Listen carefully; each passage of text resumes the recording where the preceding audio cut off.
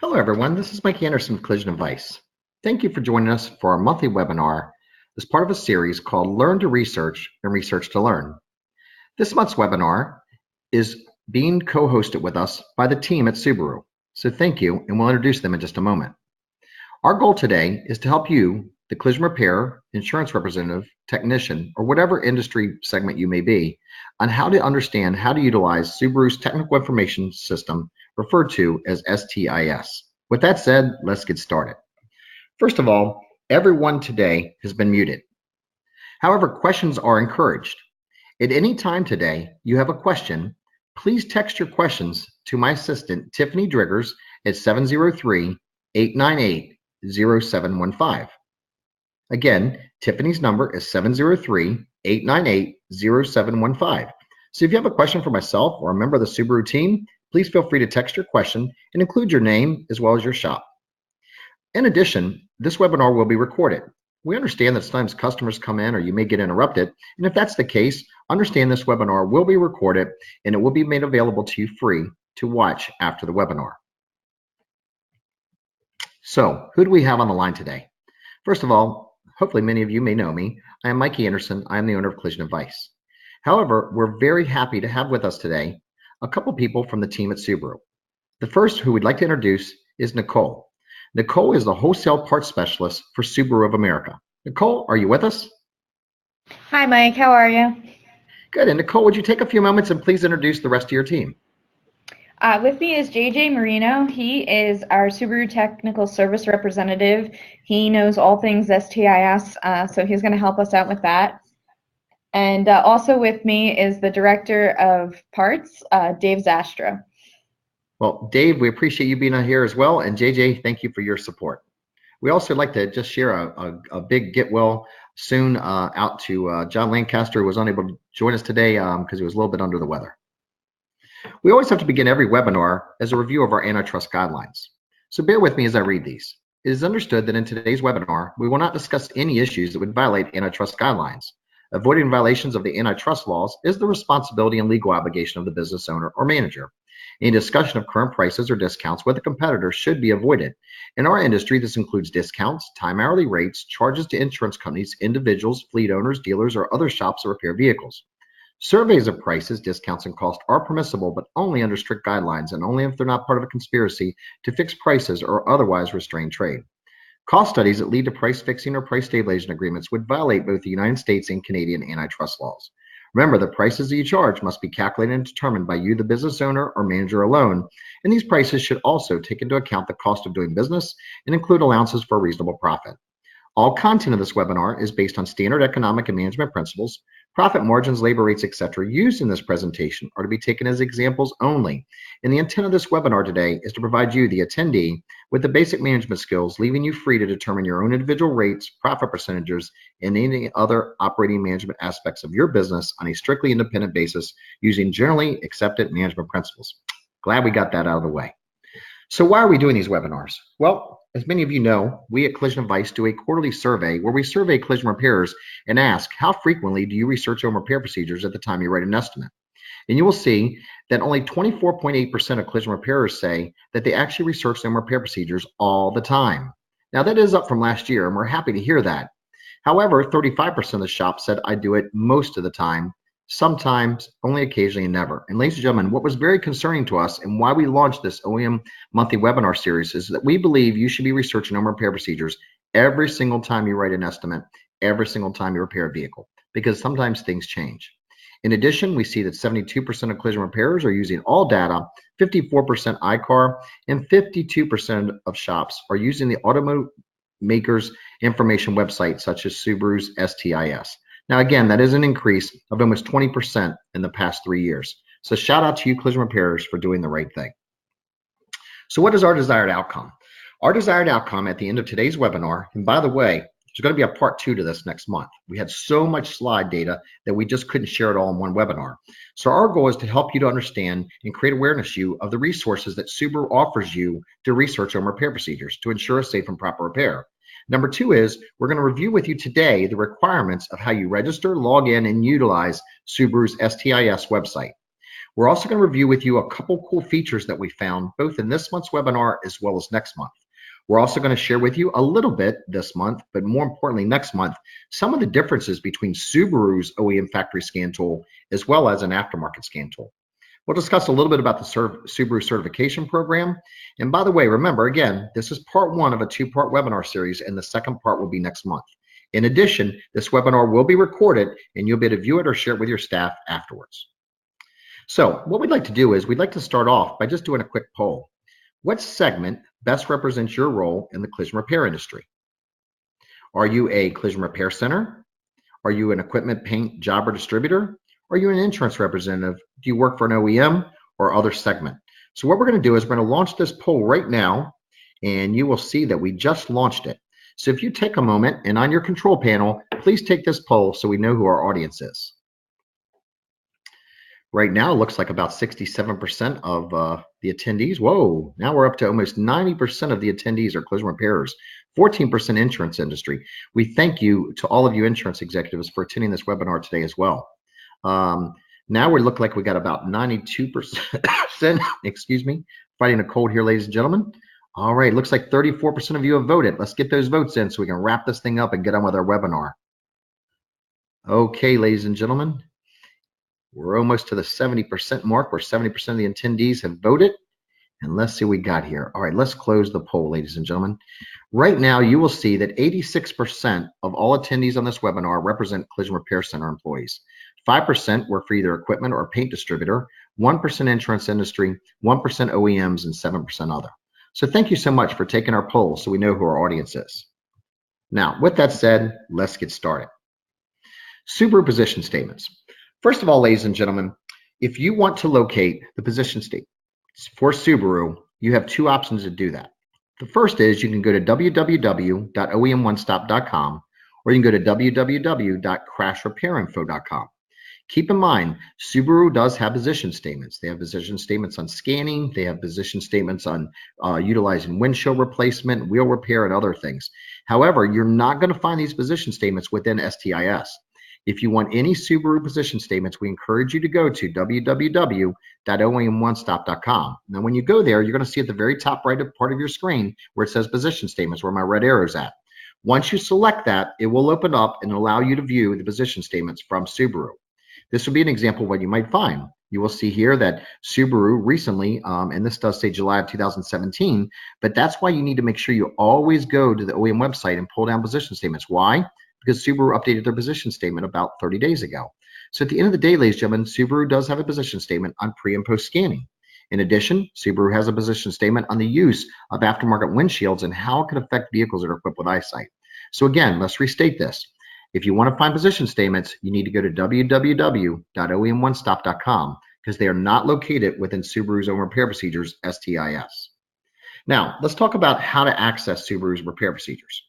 First of all, what you would do is you would go to this website, techinfo.subaru.com. Now, one of the things I will tell you that we learned is you definitely need to use Internet Explorer for this. If you don't use Internet Explorer, some of your hyperlinks might not work.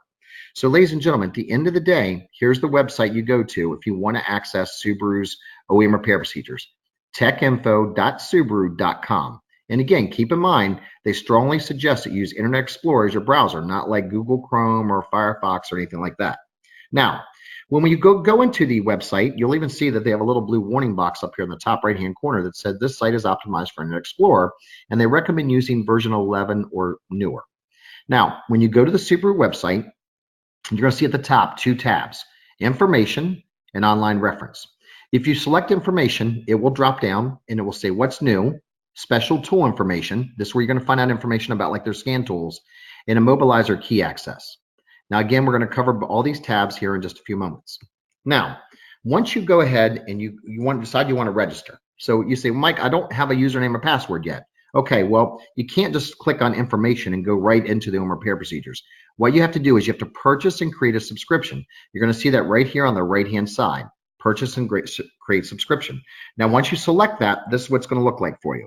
You're going to see right here that Subaru does offer a 3-day subscription for $34.95, which to me is very, very reasonable. A 30-day subscription at $299.95, or 1 year for $2,499.95. Now, you can select your subscription for either 3 days, 30 days, or 1 year. Now, how do you do that? You go through here and you fill out all this information. You'll see everything with an asterisk or a little star, like my first name and last name. Those are mandatory fields. So there's not a mandatory field for your company name, but there is a mandatory field for these other areas that you have to input data. So you'll put in your first name, your last name, your company name, etc. And then you actually can choose your password, right? You can choose your password, and then you'll see the little drop-down arrow where it says choose subscription length, and that's where you can select the 72 hours, 30 days, or 365 days. Now, once we take and we go through and we register for this, you're going to see that there are 2 different types of STIS subscriptions, right? You'll see that the website offers 2 different types of experiences, right? The one section is referred to as an online reference. Now that's going to have all your PDF-based service manuals, which is where you're going to find like your body repair manuals, owner's manuals, newsletters, etc. There's also another section that's called service diagnostics, and this is an HTML-based version of their service manuals, right? So both of these are going to be within your subscription, but you'll notice that some of them are PDF and some are HTML. Now let's go ahead and log in. Now, when you go and log in, the first thing you're going to see, so once I put my username and password in, this is what pops up right here. And you'll see right here where it says information. Now, when you click on information, the first tab you're going to see is what's new. Now, we're going to cover that in depth in a few moments. So just hold on to that. We're going to come back to the what's new. All right. What you're going to see after that is you're going to see where it says special tool information. Now, if you go and select that, so I hit the information tab, drop down, go to special tool information. Once I select that, it takes me right to the information where I can learn about Subaru's Select Monitor, which is their factory scan tool, referred to as SSM. Now, here's the deal. You can see right here that it actually tells you special tool information. So you'll go through here and it'll actually tell you how you can actually purchase the Subaru factory scan tool yourself. Now, right below there, you'll see the pricing, right? Subaru Select Monitor, SSM, diagnostic software is $2,700 for 1 year. You also see here where it talks about a Denso DST-I, and that's the diagnostic interface, right? That's the firmware, that's $3,200. One of the things I want to share with you is when I was in the OEM repair procedures and I was trying to find documentation to educate an insurer about why I needed to scan a vehicle or utilize a scan tool, sometimes I would just use the term Subaru Select Monitor or SSM as a key search word. So again, if we go into this, let's go back a slide, go to special tool information. From there, it's going to open up, and this is where it's going to allow you to click on a link where you can actually purchase a Subaru factory scan tool if you choose to. Now, if you go down to the next page in this, it's going to tell you what the minimum computer operating requirements are. So it's going to tell you like what type of memory you need to have, hard drive, etc. So again, as a collision repairer that's an independent shop, can you purchase Subaru factory scan tool? The information and the answer to that is yes. Now, the next thing you're going to see here is an option that says immobilizer key access, right? When you go into immobilizer key access, this is something as a collision repairer, unless you're a dealership, you're not going to have access to, right? This is for people that have the ability to actually program or cut keys. As a collision repairer, we don't need to do that, and you actually have to either be a Subaru vehicle security professional through a dealership, or you have to be a member of the National Automotive Service Task Force, which you'll see this link on the right-hand side. So in my personal opinion, as a collision repairer, you're probably never, ever going to need access to this. And if you do, I would just say refer to the dealership. Now, at the very bottom, you'll see where it says Technical Information System, and that's where we click there, and that's what's going to get us to what you all want to see today. So first thing we want to cover is how do you search on the techinfo.subaru website? All right, now I go and log into the website. What you're going to see is you're going to see 4 quadrants here. The upper left-hand quadrant, the first thing you're going to see is what's new.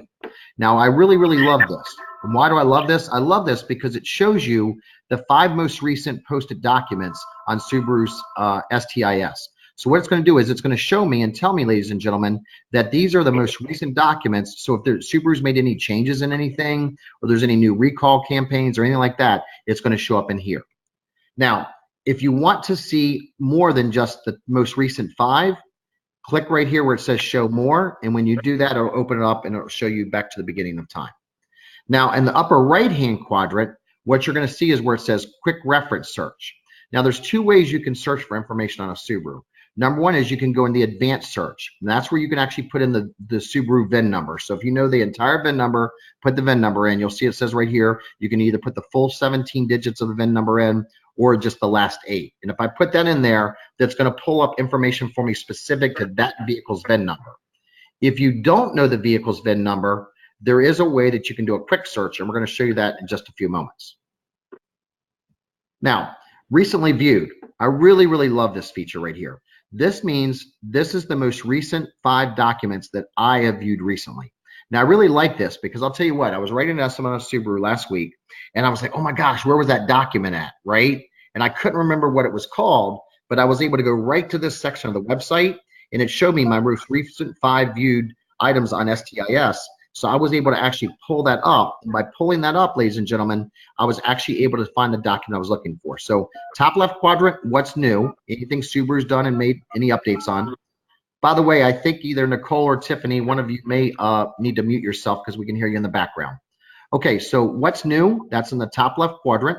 Bottom left quadrant is recently viewed. This is any items that you, the user of this website, have recently used. Now, on the bottom right-hand side, you're going to see something else here. You're going to see where it says saved reference links.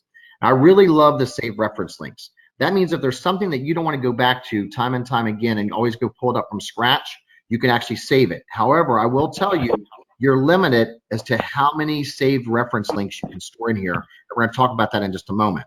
Now, you'll see right here where it says show more, because it's just showing right now I only have 2 saved. If I hit show more and I had 5 or 6 saved, it would show me those. So again, let's review this. What's new section in the top left quadrant. That's everything new that Subaru might have updated. And this is really good to know in case they've made some updates to the OEM repair procedures since you last fixed a make or model. On the right-hand side, you have the quick reference search where you can either search using the full VIN or you can just hit choose publication type and you can just manually select the make and model you want.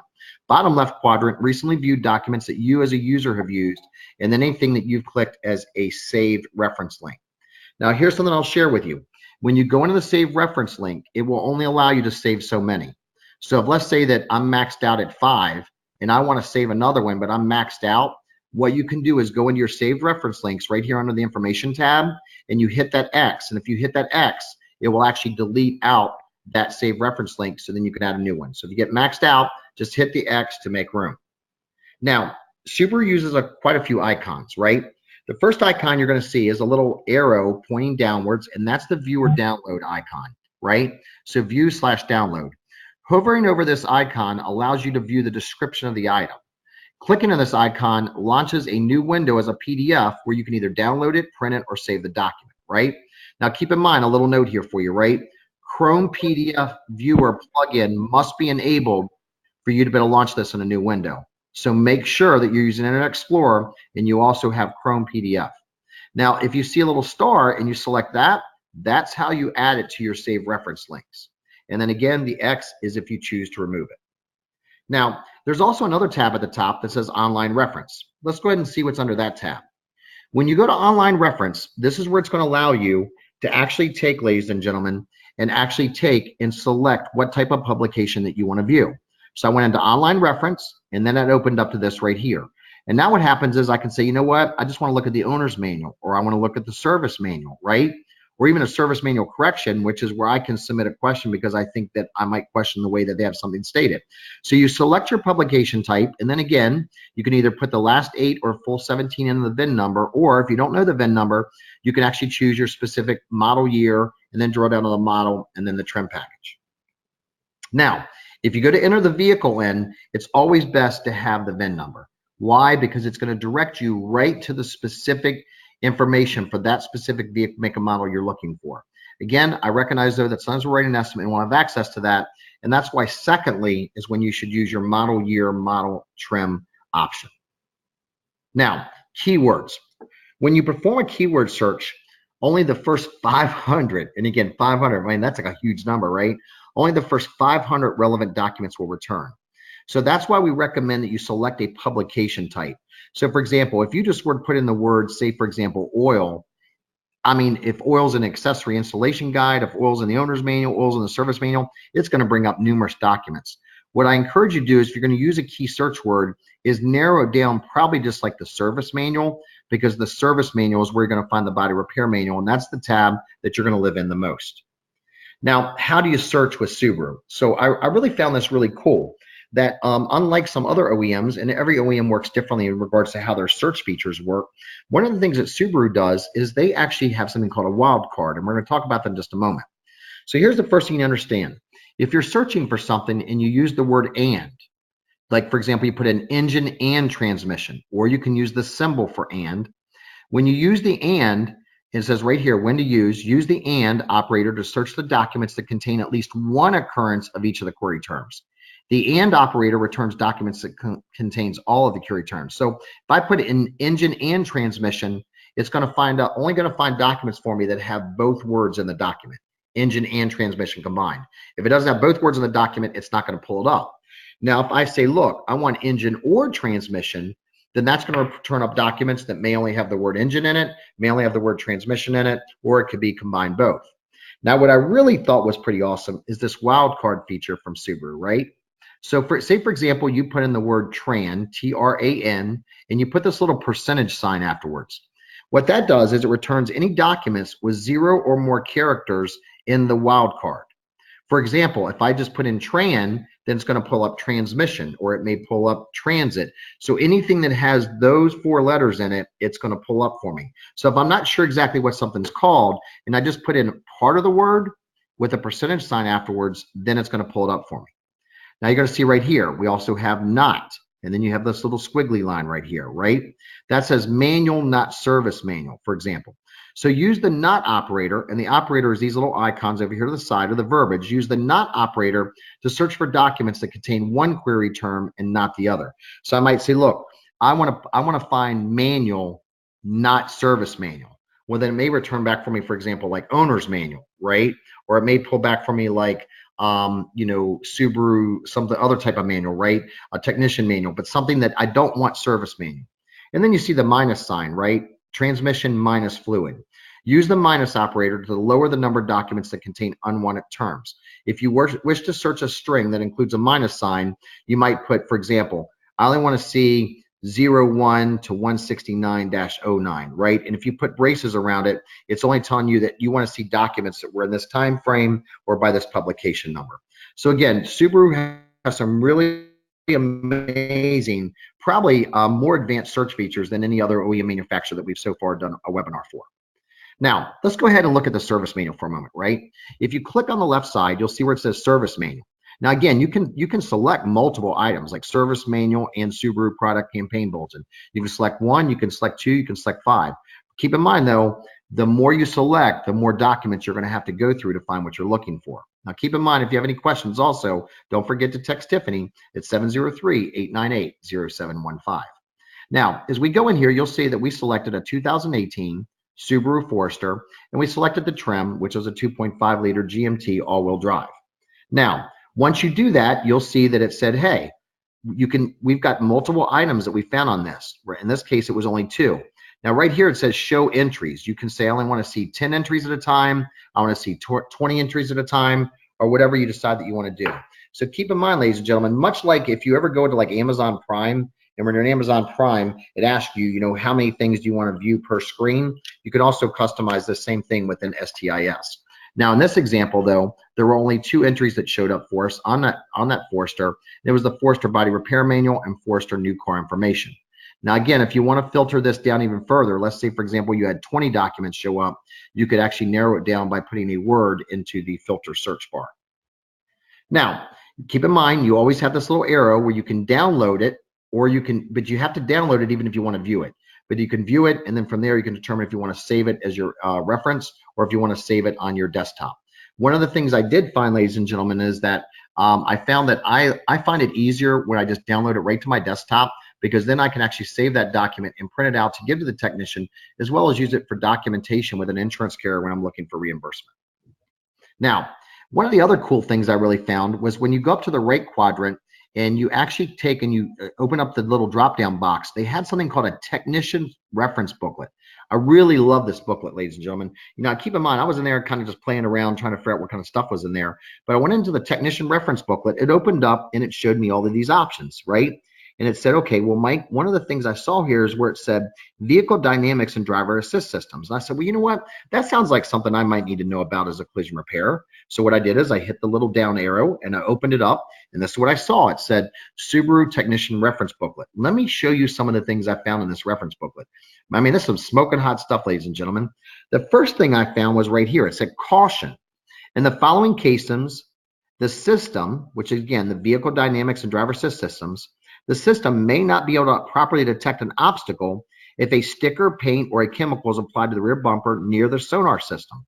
The rear bumper is modified. The rear bumper has been removed and reattached incorrectly. And ladies and gentlemen, I saw all these things right here. Or look, the rear bumper is exposed to strong impact, or the rear bumper is deformed. So ladies and gentlemen, here's the deal. If a vehicle is hitting the rear end and it has this vehicle dynamics and driver assist systems in it, Subaru is clearly, in my mind, saying right here, a rear bumper cannot be modified. When you go to repair that bumper cover in the area where these sensors are at, you could actually affect the ability of this equipment to work properly. I also think it says right here, the rear bumper is exposed to strong impact or the bumper is deformed, this system may not work properly. And ladies and gentlemen, this is just further documentation as to why we need to pre-scan a vehicle. Now let me go ahead and go down here a little bit more. In this same exact technician's reference booklet, I was scrolling down some more and I saw something here that said the RAB system.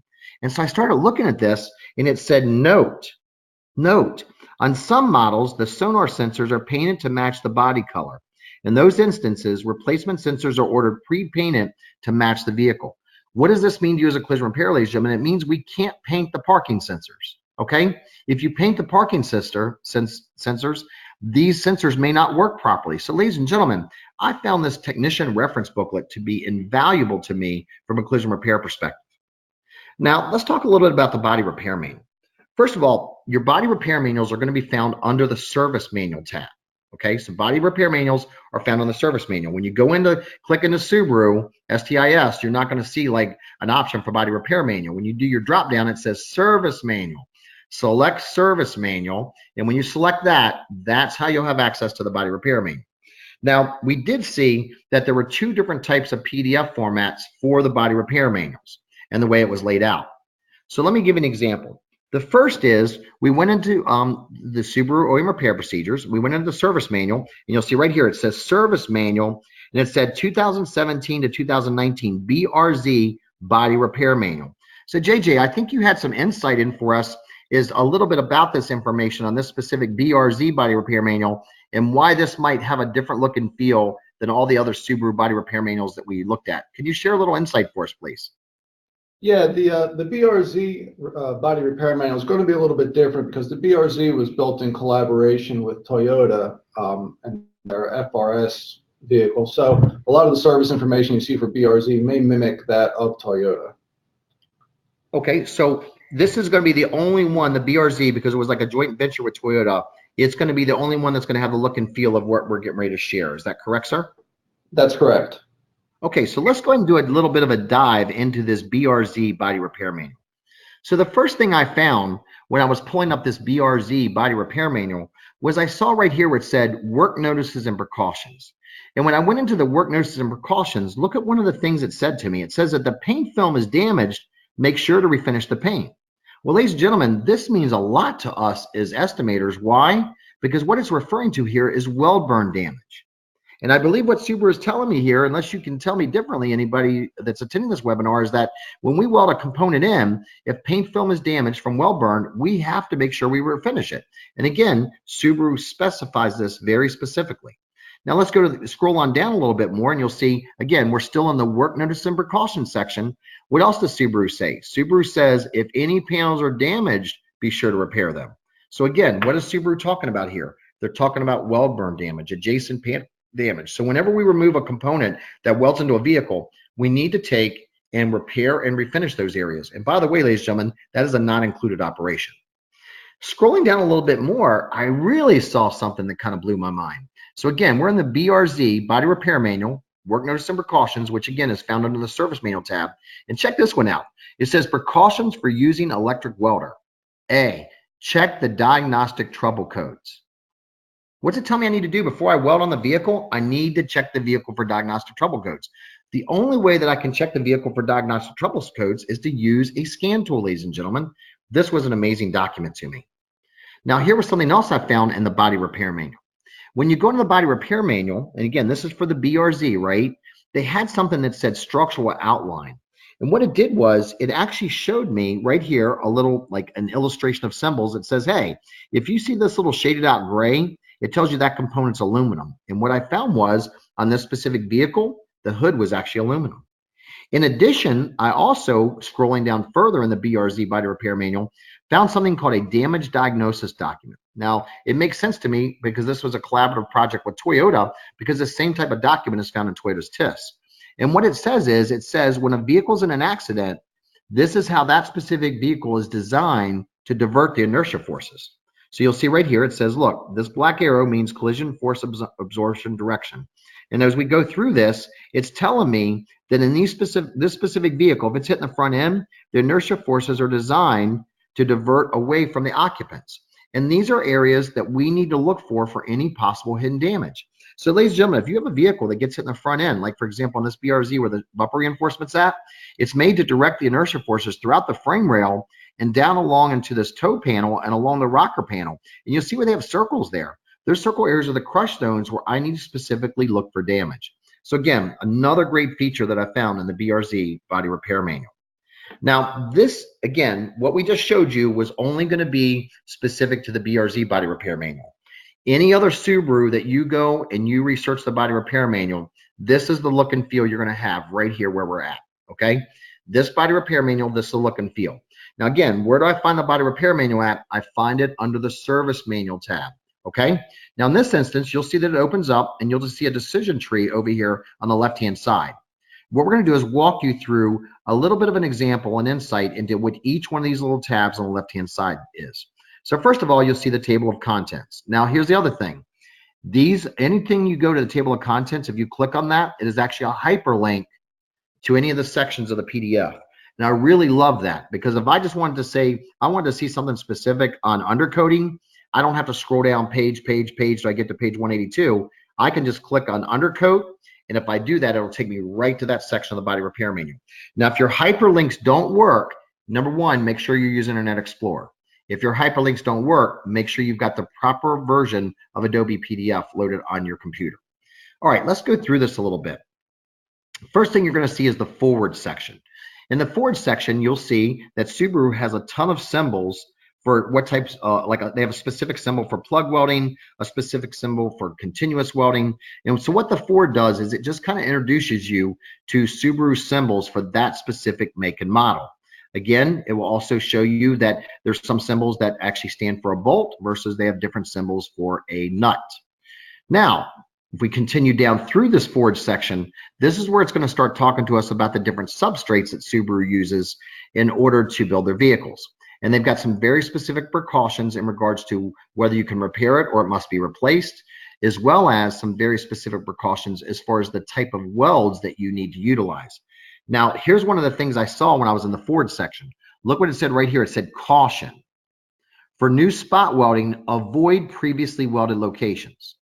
So let's say that again. For new spot welding, avoid previously welded locations. Ladies and gentlemen, how would this impact the request from an insurer to utilize an LKQ quarter panel? If you were going to install an LKQ quarter panel, which we definitely think is a no-no, you would require you to weld it in the same exact places where it was previously welded. Ladies and gentlemen, this statement and this statement alone should discourage the use of any LKQ welded on components to include, but not limited to, a quarter panel. Now, let's go down to the next section, section number 2, which is panel components. This one, it starts getting into some of the specific panels. You'll see, for example, like right here, it tells you that you should not be doing any welding near any foam. And it shows you in this specific vehicle where the foam would be located at, so you can make sure you remove that foam prior to doing any welding because it's very flammable. You'll see that we can also scroll down here to the body construction section, right? Body construction. Now, this is very similar to the BRZ where we're talking about, where in this body construction, it shows you what each of the components are made out of, what type of substrate. So it's going to tell you, like, is it 440 to 590 MPa, steel, or is it 1500 MPa or 980 MPa? And this is really important to you as an estimator, because keep in mind, if it's depending on the MPa that it is, it's non-repairable, and if the part's damaged, you must replace it. So at the end of the day, I really love the body repair manual section called body construction. So as an estimator, if I see any structural components are damaged, the very first thing I'm going to do is see what the substrate's made out of. Once I figure out what it's made out of, then I can determine, ladies and gentlemen, whether I need to repair it or can repair it, or do I need to replace it? And if so, are there any sectioning procedures? Now, again, what's under the body construction tab? Next, we have the body reference points. This is where you're going to find any of your dimensions for a Subaru, your underhood dimensions, any of your frame rail dimensions, any of your deck lid opening dimensions. So you'll see right here, there's several dimensions. It tells you also, for example, some of your gap openings, okay? Now, let's go ahead and drop down below body reference points. And now let's go into the number 7, which says panel replacement. Now, on your left-hand side, you're going to see a ton of documents here, right? These are going to be all of your welded in components, right? So you'll see, for example, if I was to highlight toe board reinforcement, it's going to show me exactly how Subaru wants me to repair this specific component. So again, you can select any of these options on the left-hand side, and you'll see right here, it says quarter panel partial replacement or rear quarter panel total replacement. So again, any of your structural components, if you're trying to find the replacement procedure, it's going to be listed for you here on this left side, and you can navigate directly to that by just selecting it, and the hyperlink will work for you. Now keep in mind, if the hyperlink doesn't work, are you using Internet Explorer or do you have the right version of Adobe PDF? Now, let's go down to the body sealing section. I got to tell you, I really love this section as well. Why? Because it showed me every area on this specific Subaru that gets seam sealer. Now, keep in mind, ladies and gentlemen, when we want to get paid from an insurance company, the 4 negotiation questions are, is it required? Is it included? Is there a predetermined time? If not, what is it worth?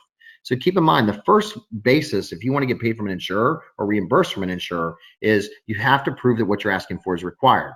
So what I loved about this is that it shows me, again, on this specific vehicle make and model, because we researched it based off of the VIN number, is telling me where this vehicle seam sealed at. You can go down here and it shows me all the seam sealing on the structural components, as well as on the rear lift gate or even the hood. So I found this to be a really valuable document, ladies and gentlemen, and critical to my success with getting reimbursed from an insurer for a not included operation. Now you'll see right here, it says caution, sealer already applied to hood, door, and rear gate in replacement condition. So that means if you go to buy a brand new hood, door, rear gate, it's going to come seam sealed, right? At the end of the day, ladies and gentlemen, keep in mind though, if the seam sealer is damaged, it's showing you where that vehicle component needs to be seam sealed at on a welded on replacement component. Now, let's talk about anti-corrosion wax. This is commonly referred to as cavity wax or rust proofing. Subaru has very specific requirements as to where they want you to apply cavity wax at. You'll see here that on this front hood, it's telling you where you need to apply the cavity wax at, and it's showing you the different areas. You can see on a door, it also tells you the thickness that cavity wax needs to be and how it needs to be all the way down into the bottom area of the door. So again, 4 negotiation questions, is it required? Is it included? This is a great document to prove that I also have to apply cavity wax, not just seam sealer. Now you'll see right here again, it's showing me on the rear lift gate, the quarter panel. So it goes into a lot of great detail. Now let's go into undercoating. I want you also just to recognize here, right? When we go under body sealing, that's going to be for seam sealer. Anti-corrosion wax is for cavity wax. Then we have undercoating, right? Again, Subaru has some very specific requirements for where and how they want you to apply undercoating to any Subaru vehicle that you're actually repairing that's been in a collision. You'll see here they also have on the underside what areas of the vehicle they want to be undercoated as well. And you'll look right here, it says number 1, plug must be covered with undercoat. So they don't want you to undercoat it and then put the plug in. They want you to put the plug in and apply the undercoating over top of the plug in the spare tire well or in the floor pan area. You will also see that we go down a dampening seat. Now, dampening seat, that is what we commonly refer to as sound deadening materials, right? You see that in this specific Subaru, it uses quite a bit of sound deadening material. And again, Subaru does a great job identifying for us where that material is located at. And again, it gives us an upper view as well as an underside view. Now, let's talk about plastic parts. When we went into Subaru's STIS, you will see here, again, it says plastic parts and materials. It shows you every single vehicle component that's actually made out of plastic. And not only that, it tells you what type of plastic it is made out of. Now, this is important for you that if you decide you're going to attempt to repair one of these components, that you understand what type of plastic material it is made out of. You will see here that it also tells you what their abbreviations stand for example, ABS or AES. Now, ladies and gentlemen, one of the things that we got feedback from many of you on after our last previous OEM webinar was that maybe the webinars went a little too long. So what we wanted to do today was keep this webinar down to about 45 minutes so we could allow 15 minutes for your questions for myself or anyone from the team at Subaru. Now, I want you to understand before we open it up for questions, ladies and gentlemen, here's what we're going to cover in part 2 of our webinar next month. In our next STIS webinar, we're going to cover for you What do you do if you can't find what you're looking for in STIS? So you know what? You've just beat your brains out. You can't find it in STIS. You're like, I can't find this replacement procedure or this overhaul procedure. We're going to show you what your options are. Number two, in the next webinar, we're going to share with you what symbols Subaru uses for one-time use parts. And just to give you a little hint, there's actually two symbols. So just so you know, ladies and gentlemen, there are two symbols that Subaru uses in STIS to identify one-time use parts. We're going to cover that in the next month's webinar.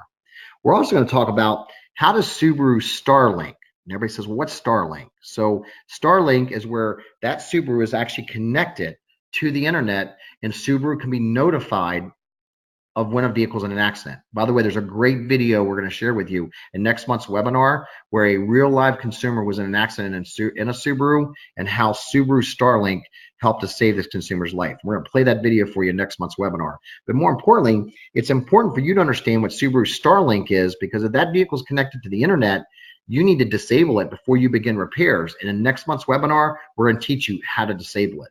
We're also going to go do a deeper dive into the service diagnostics tab next month, where we're going to teach you next month, ladies and gentlemen, what do you got to do when you disconnect a battery? Did you know there's some things you need to do that require the use of a scan tool? We're going to teach you how to inspect seat belts. We're also going to share with you some things and some insights that Subaru shared with us in regards to, ladies and gentlemen, the safety restraint system. And last but not least, ladies and gentlemen, what we're also going to share with you is what do you need to know that's in the owner's manual. I got to tell you, ladies and gentlemen, one of the things I've learned from doing these monthly OEM webinars is you need to be reviewing the owner's manual before you ever begin repairing a vehicle, because there's some things in that owner's manual that you can share with the consumer that will make your job easier. Yeah, you heard me say that right. Subaru has things in their owner's manual that will make your job easier. And we're going to share that with you next month as well. And we're also going to be able to next month give you a little bit of an update on the Subaru certification program. So with that said, Tiffany, do we have any questions from anyone thus far? And Nicole, on your end, could you and your team maybe give our attendees an update on the Subaru certification program?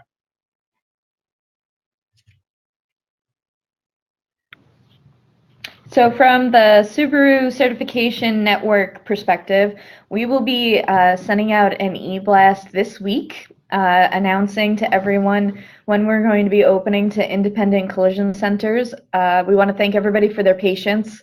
We've wanted to give our retailers a good running start on being part of the network.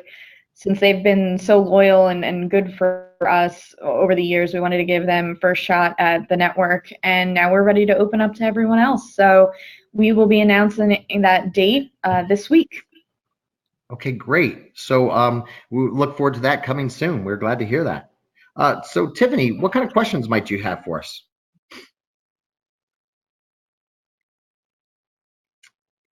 Okay, ladies and gentlemen, just waiting to hear from Tiffany. She said we do have a few questions.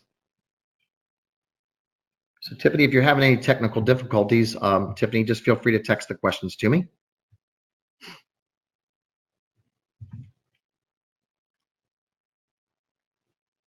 All right, ladies and gentlemen, just bear with us one moment. Okay, so the first question is STIS, is it the same in Canada? And also, does Subaru foresee having a certification program in Canada? So I know, Nicole, that you and your team are from Subaru USA, but do you have any insights for Canada? So as far as the certification program, we have not opened that up to Canada. Right now, it is solely a US initiative. We're actually at the Subaru of America headquarters right now, and there's a totally separate entity that handles Canada. So far, this is solely for the US market, and that would probably be true for STIS also. Okay, thank you. The next question is STIS, do you think that will be made available for free to collision repairers that are certified through your network, or will there still be a charge? So if you are part of the Subaru Certified Collision Network, you will have access to STIS. That is part of the benefit of being part of our network. Okay, so if they belong to the network and they pay their yearly fee or whatever the case may be, then they'll have free access to STIS. Is that correct, ma'am? Yes, sir, it is. Okay, JJ, this might be a question for you, and that is, does the STIS site currently offer any vehicle build data? And if not, is that something that you think might ever be introduced? By vehicle build data, you're referring to what options or accessories are fitted to a vehicle? That is correct, yes, sir. Currently, it is not on there directly. Accessories are sometimes retailer installed or port installed, so they may not be on there, but the sales brochure from Subaru.com can give you a list of the options on a vehicle for a given trim level.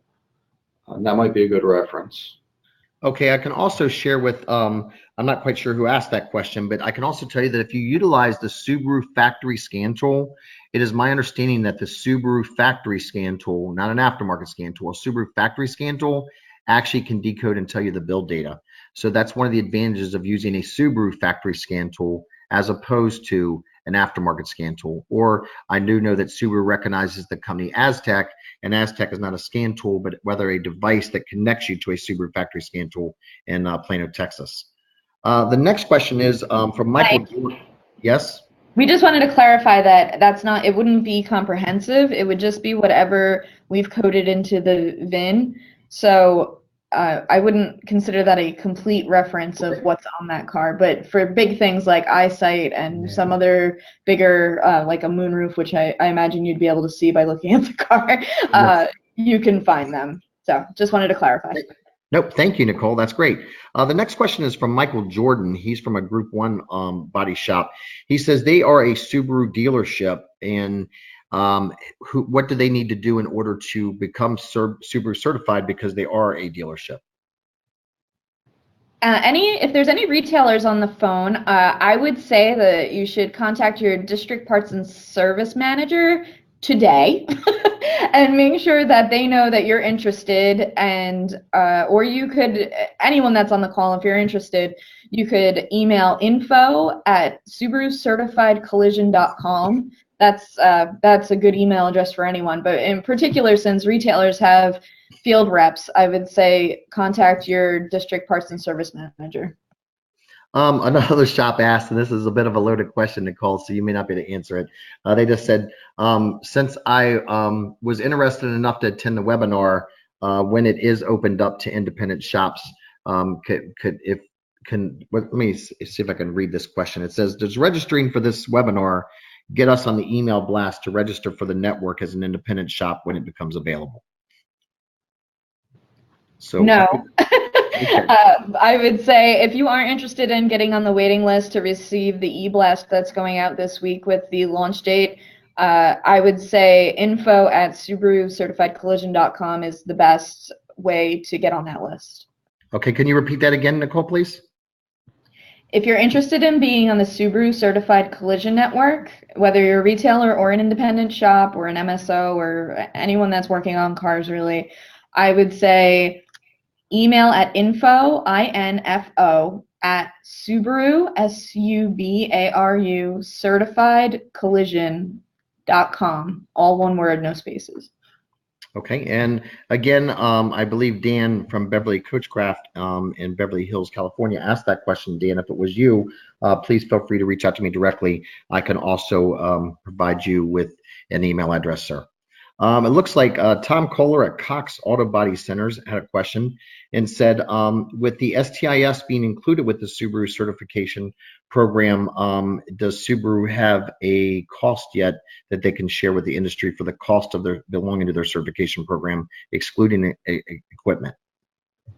So excluding equipment or any kind of training, because we do require that collision centers have ICAR Gold certified team members, we are offering the network certification for $3,200 annually, and that includes a few different benefits. It includes Auto Watch for a year, which is a great tool that works as a customer service tool, as well as customer service indexing, and also works as a documentation tool. We all know about the John Eagle case and documenting your repairs is vital. So this is also a document retention tool. So it covers that annual fee, STIS fee, and an annual audit, and a few other things like marketing assets and a plaque that says that you're certified, a window cling, a few other things.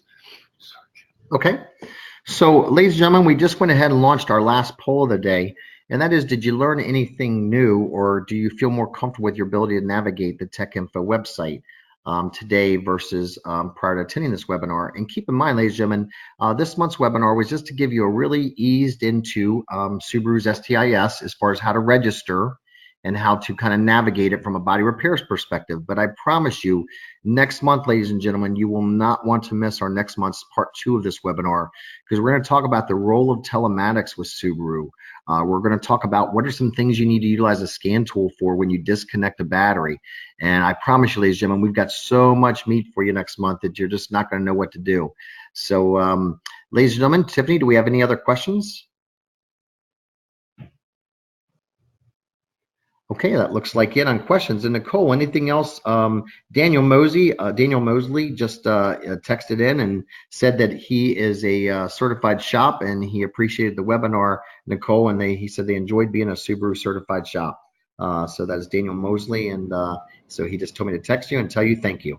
Thank you, Dan. One more benefit I wanted to mention that I forgot is that there is exposure as far as our Subaru locator tool. So if a customer is looking for a certified shop and you are in the network, you would show up on our locator tool. Okay, and may you give me that website, and maybe I'll just pull that up live real quick, ma'am. It would be SubaruCertifiedCollision.com. Let's go right here, www.SubaruCertifiedCollision.com. And we are pulling this up right now. And this looks like a great website. Find a collision center interested in certification. So for some of you that are interested in certification, it looks like this could take you right there. So Dan at Beverly Coachcraft. So again, that's www.subaru.com/certified collision. And ladies and gentlemen, this is awesome, Nicole. This, I mean, a well done website, really well done. Yes, it's an extension of our regular Subaru.com website. So if you look at the left-hand side at the top, it says find a collision center. And our network's pretty small right now because we haven't opened up to independents yet, but we're looking forward to having lots and lots of names on that list. Great. Well, I think it's just another value add for a shop that chooses to become Subaru certified. Well, Nicole, we want to just say thank you to you and your team for attending this webinar. Our part 2 of this webinar will be on Thursday, December 13th at 2 p.m. Eastern Standard Time. So again, part 2, Thursday, December 13th at 2 p.m. In addition, ladies and gentlemen, we will also make sure that this webinar will be edited and it will be posted on the YouTube page probably by the end of this week. So Subaru, thank you for just your assistance and support of the collision repair industry to help us to do the right thing. Thank you for all of your resources you provide available to us, and most of all for your support of this webinar. So thank you to everyone. On behalf of Collision Advice and Subaru, we look forward to seeing you next month. Thanks, and make it a great day.